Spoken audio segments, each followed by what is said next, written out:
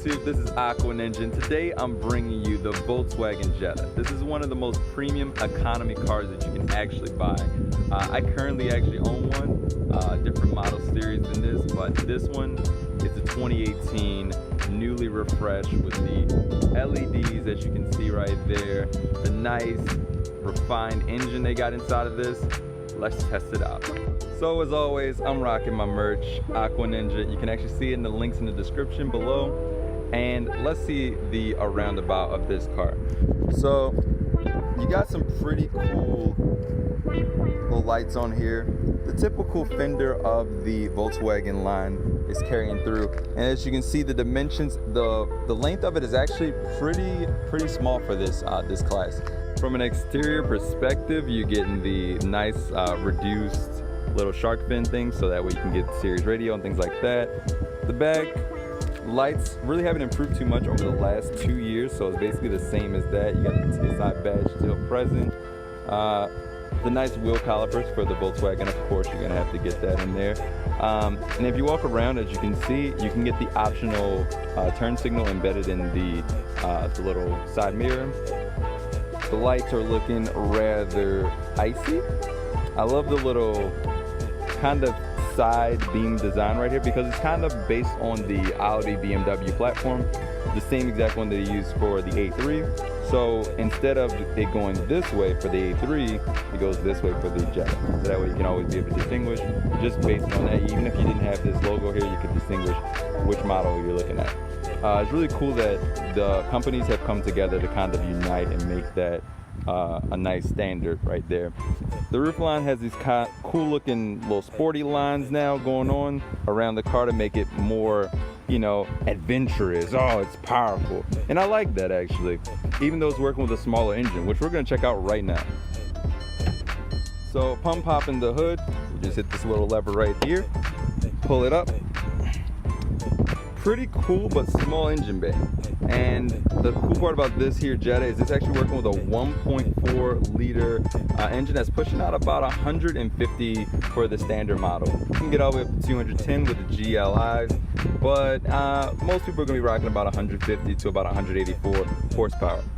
You got 4 cylinders right there. That'll get you a combined total of about 36, 35. 28 via the city, 40 via the highway.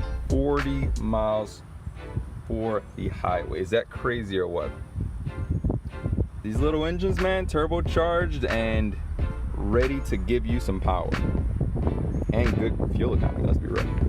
Heading on to the interior, you'll see a couple of familiar things if you're a Jetta owner.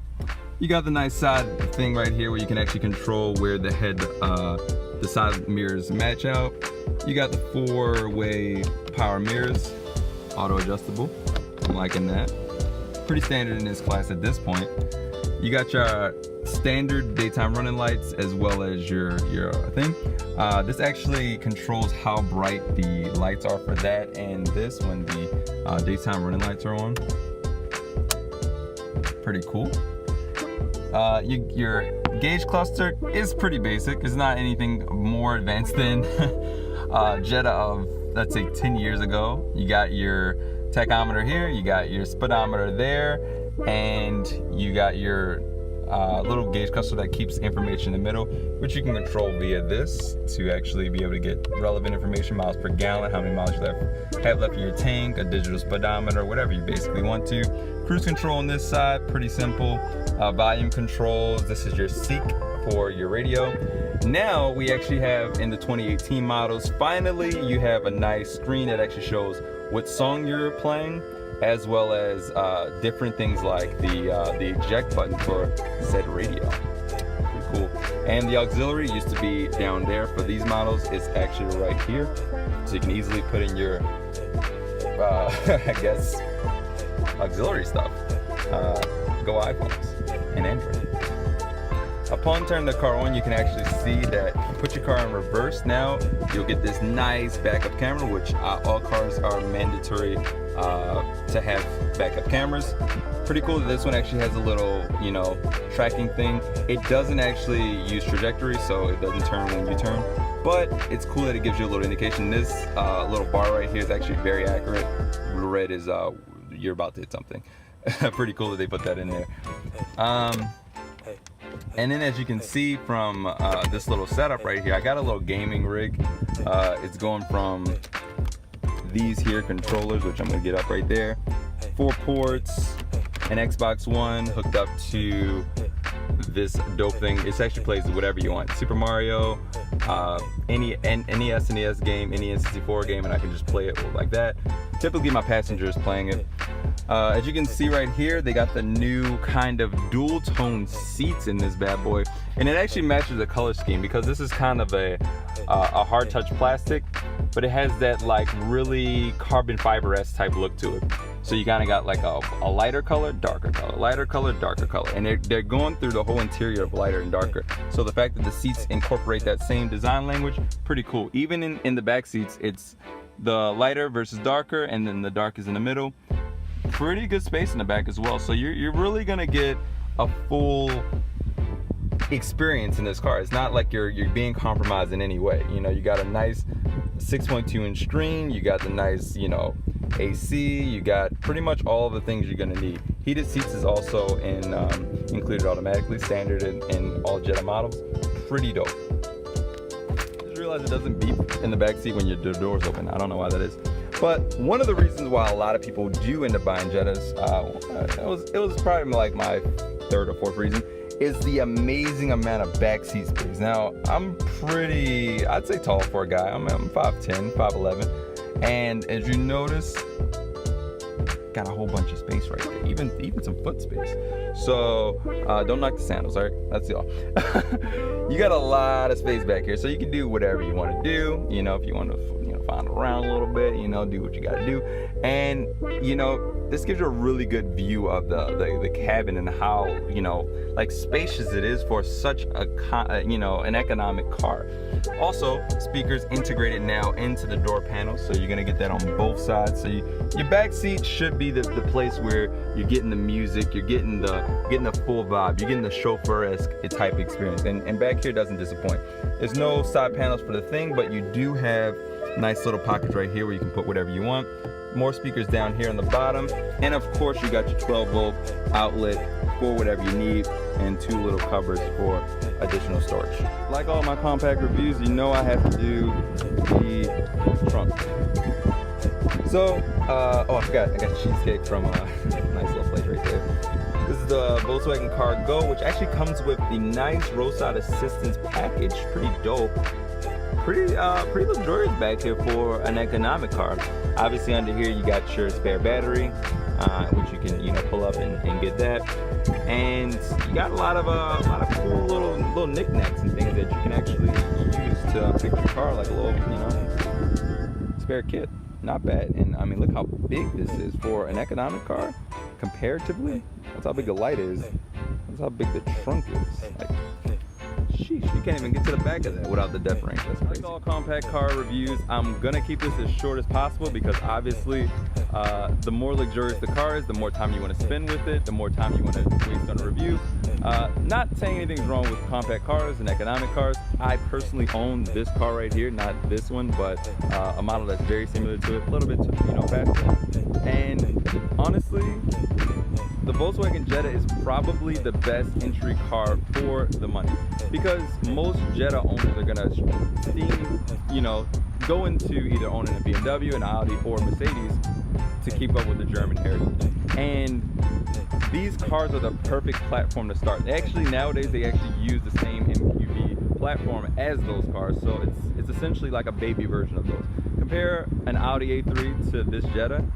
You remove that badge and a few other things, spruce up the interior a bit, of course, and change the lights, you really wouldn't be able to tell the difference. And that's what's amazing about this car. Not only is it fast, quick, great fuel economy, but it's also a car that's pretty stylish. So, like all cars, I have to do the F-Boy review and see how fast it can go from 0 to 60. Let's check and see. We got the Super Mario playing right now, and it is actually connected to the controller. You can just boop. Turns on. It actually ironically is paired to it, not via wire, but actually Bluetooth. It took a long time to configure that, but let's get into this 0 to 60. So the car is super silent upon turning itself on, which is pretty cool. I mean, I guess like not all cars can be, you know, loud turn on, but it's cool.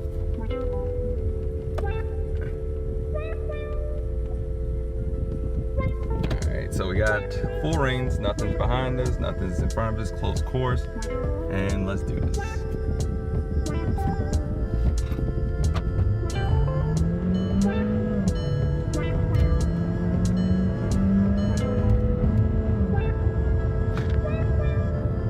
To 60. Somebody can put that in timestamp. I'll probably have it as well to see how fast that was.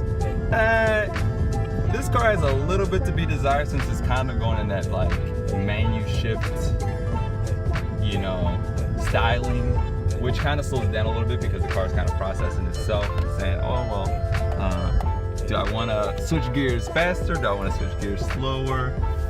So kind of, you know, deviates from that. But this car does have a sports mode. Put it in sport, it switches the gauge cluster to from D to S, and really in these type of cars it really just makes the rev range a little bit higher before it switches gears, when primarily before it might be in the, you know, 2,000 to 3,000 RPM. Now it'll be 4,000 to 5,000 to do that. But let's give it a try.